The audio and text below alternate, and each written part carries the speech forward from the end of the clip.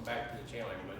I want to do a video on torque wrenches, specifically a click tight socket style with a crow's foot, which you can use for torquing down flares. However, if it's straight like this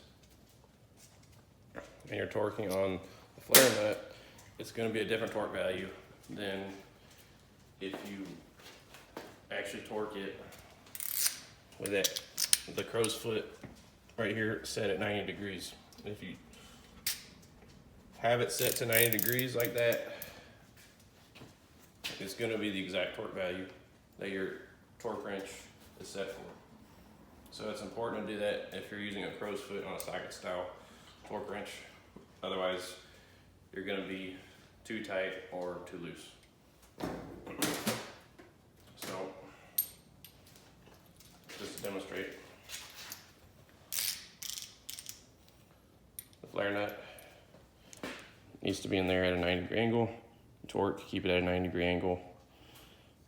And then hear it click, do it again, and you should be good. So one thing I also do like to use on the face of the flare is Nylog. So Nylog blue is going to be universal thread sealant that you can use to help seal your flare. But if you do use this, it's important to have your torque setting be on the low end of your torque setting because it does affect your torque value. So if you have your torque range is 28 to 30 foot-pounds, you want to be shooting for 28. So one thing I have noticed also using a crow's foot on a socket style torque wrench is getting in tight places is pretty difficult.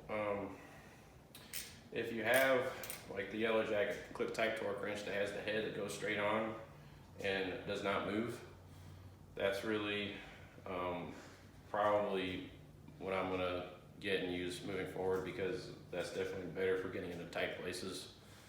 So with that, they can be straight just like this, but the torque value is going to be the same as whatever you set to, unlike a socket style torque wrench with a crow's foot.